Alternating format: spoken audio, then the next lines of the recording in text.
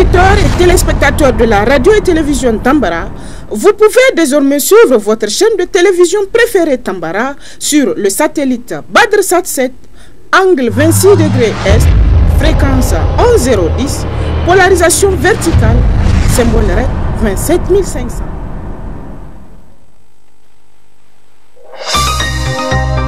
Suivez le journal avec STM Transport Voyageurs, une nouvelle façon de voyager.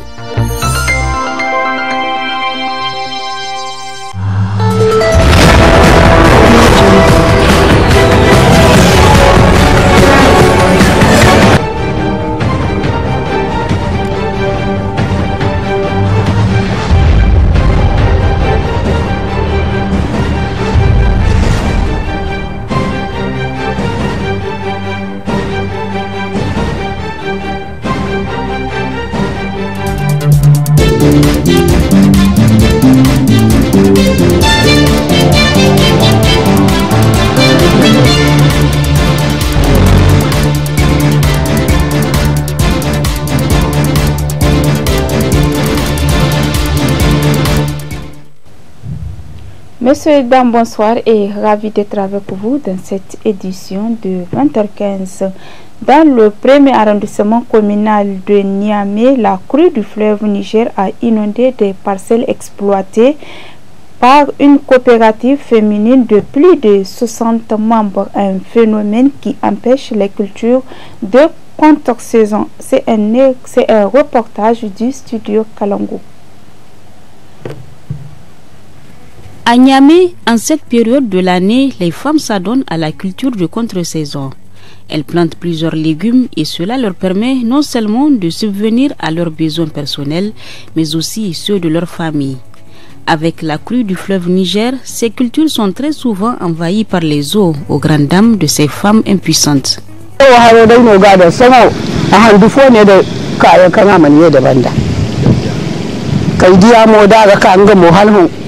yadin na ga yaba tin sai ba wai dikin din zano go gol kalora haya kan kin dai ga tibata mo bar ku ga din yin kin zayuza amma ya kan kin dai ga tibata mo ne wai riga da ngara albasar riga da dunguri riga da kolgati riga da logo riga da windi bundu riga da lafal.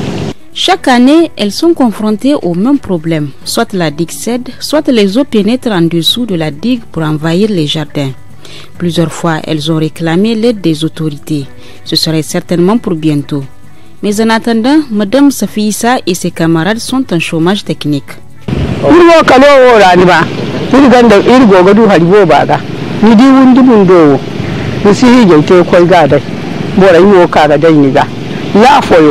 Da fatta inda noni ga te hangandi yanno zani koy noni ga waldi zo sinji ga dai zambar fo ya dinga man tubar godu a ya bala la bi zai mu kelma yandi irwo si ga wafa irwo ta bino sorata kiri nya zenai koy meri kan mero man sali as zaman saliri inne la tirita min nonda irwo koy den go fula ilutu wallahi la tiditi dai no mon gise ba dai ir karo da haro kai kuri maka ga jigga zan da haro mar kai goi shi ta yara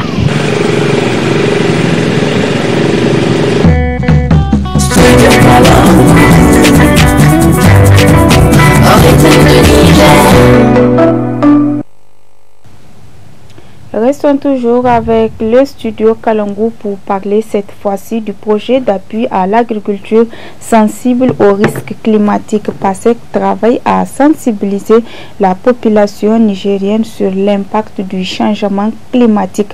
Les initiatives locales font aussi partie intégrante des solutions mises en avant dans la gestion de cette problématique. C'est le cas dans la région de Zinder. Suivez plutôt.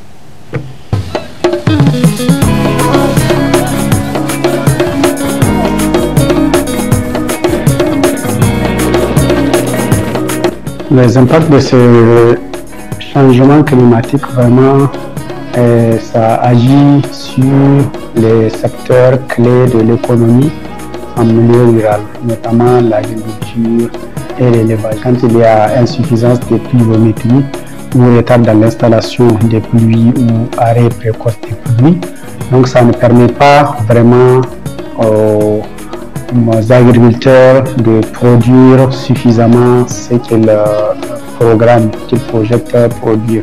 Pour ce qui est de l'aspect élevage, la production pastorale, là aussi le phénomène de changement climatique impacte sur le développement du fourrage.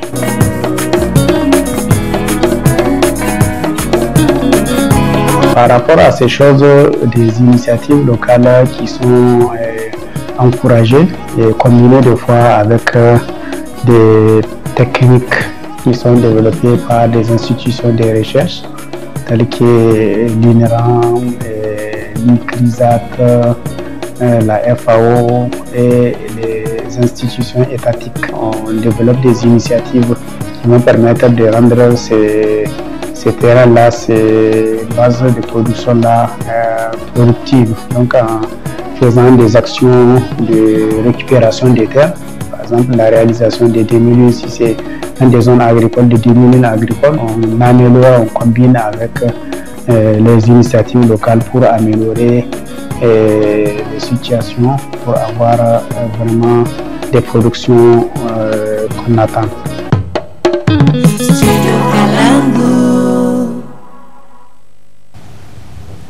Parlons à présent dans cette édition du plus grand marché de la capitale nigérienne. Il s'agit du marché de Katako de Niamey. Le zoom avec Zainabou Gagar. Situé au centre-ville de Niamey, le marché Katako est le plus grand marché à ciel ouvert de la capitale du Niger, Niamey. Un centre incroyable de business qui regroupe plusieurs commerçants et revendeurs. Ce carrefour permet d'acheter et de revendre divers articles. Le marché Katako est l'un des plus importants marchés de Niamey, inondé chaque matin d'une foule incroyable composée de commerçants, consommateurs, revendeurs et vendeurs ambulants. À Katako, 60% des produits sont importés, à savoir la quasi-totalité des fruits proviennent des pays voisins et la majeure partie des céréales importées du Nigeria et du Bénin. Ce marché a comme la principale activité la vente des céréales, mil, maïs, sorgho. Outre les céréales, le marché Katako est un centre de vente des matériaux de construction, des vêtements, fabrication et commercialisation des marmites locales et même des denrées alimentaires. Le marché Katako est connu partout au Niger et au-delà pour la commercialisation de tous les produits saisonniers. Au marché Katako, on y trouve du tout.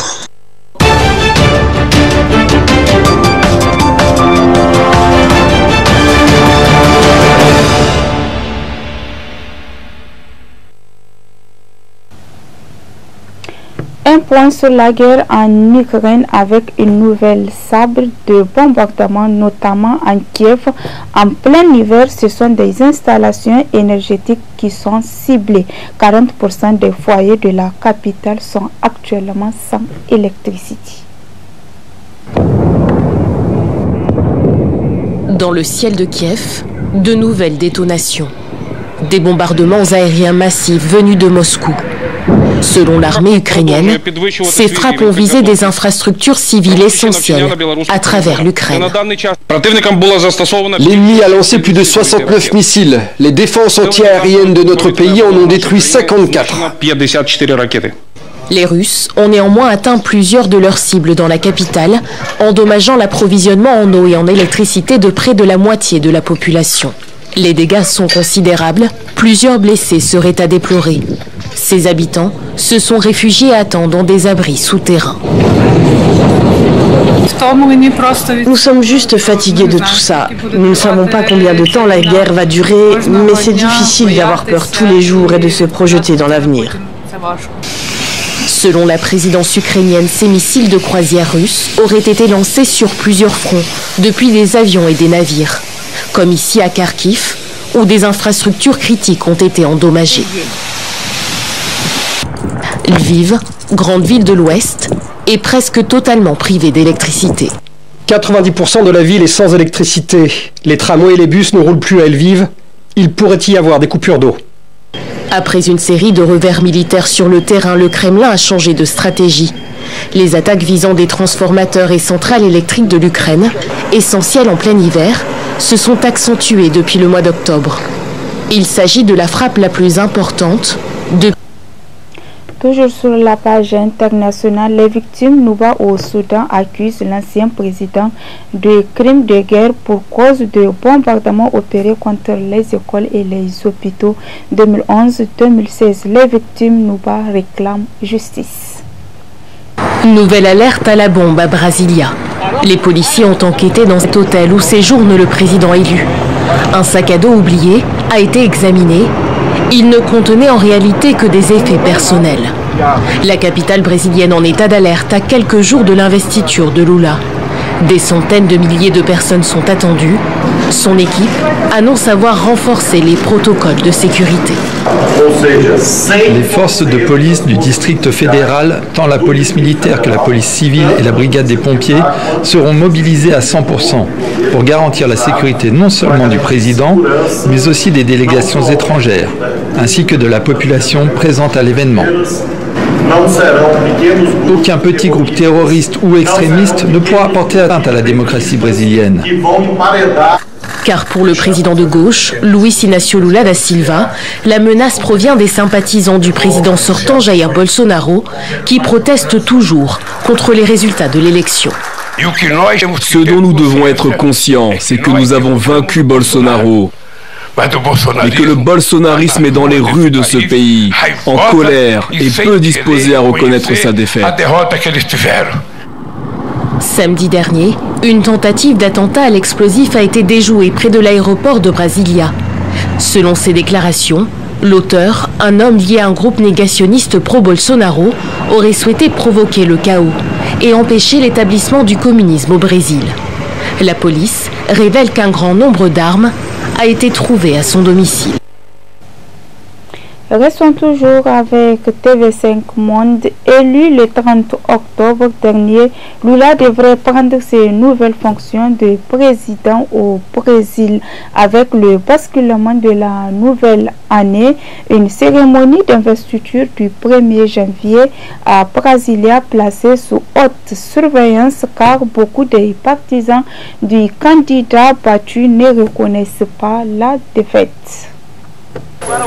Pendant la guerre menée par Khartoum entre 2011 et 2016, plus de 4000 cibles civiles ont été visées par les bombardements de l'aviation soudanaise, selon Nouba Report, un média local proche des rebelles. Dans le district d'Eiban, cette école est l'une des nombreuses détruites pendant la guerre en 2012.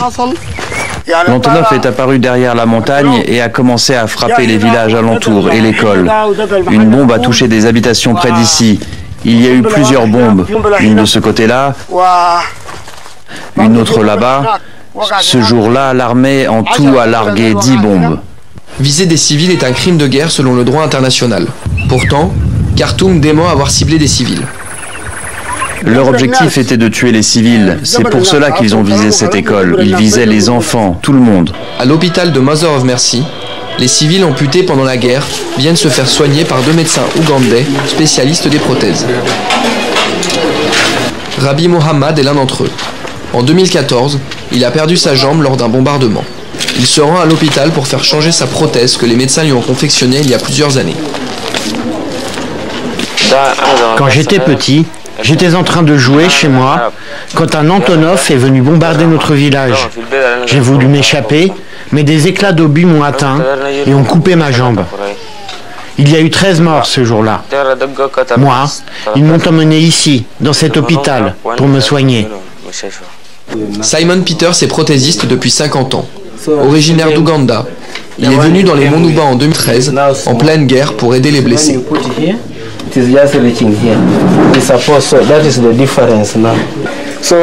Quand je vois une personne qui ne peut plus marcher, je ressens le besoin urgent de l'aider. Et quand je vois mes patients à nouveau marcher, je suis la personne la plus heureuse du monde. Les séquelles de la guerre sont encore dans les mémoires, et même si les bombardements sont terminés, Rabia n'oublie pas ce qu'il a vécu. Les autres marchent avec 2 jambes. Moi, j'ai perdu la mienne. Mais que puis-je faire? Je ne veux pas qu'il y ait d'autres guerres et que ce qui m'est arrivé arrive à d'autres personnes. J'espère que la paix va revenir dans les Monouba. Pour ne pas oublier les exactions commises par Khartoum, Sahar Sharif s'est occupé de répertorier tous les crimes de guerre à l'encontre des civils, pour qu'un jour, les commanditaires soient jugés. Le gouvernement a visé les écoles, les hôpitaux et les chrétiens. Alors les gens ont été forcés de quitter leurs terres pour se réfugier dans les zones gouvernementales comme Khartoum. Ils ont été remplacés par des populations arabes qui leur ont volé leurs terres. Cette politique de remplacement est un crime contre l'humanité. Nous avons documenté tous ces délits et on n'oubliera pas ce qui s'est passé. On ne laissera pas ceux qui ont commis ces crimes impunis. Les responsables seront traduits en justice, même si la paix revient avec Khartoum. Alors que les Nouba attendent toujours des réparations, Omar El-Béchir et les autres responsables de crimes de guerre sont encore derrière les barreaux à Khartoum et n'ont toujours pas été livrés à la Cour pénale internationale. Vous venez de suivre les victimes de Nouba qui réclament justice à l'ancien président dans un reportage de TV5 Monde. Messieurs, dames, et c'est l'essentiel de l'actualité. Merci de votre aimable attention. Au revoir.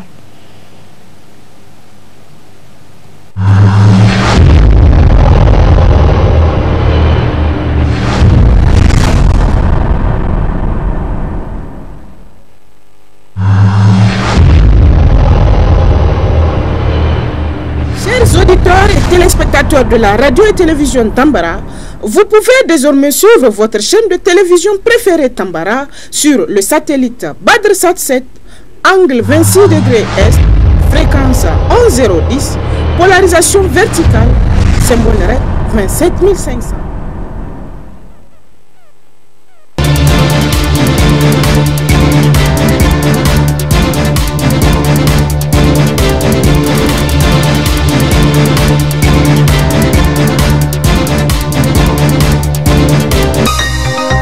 Ce journal vous a été présenté par STM Transport Voyageurs. Une nouvelle façon de voyager.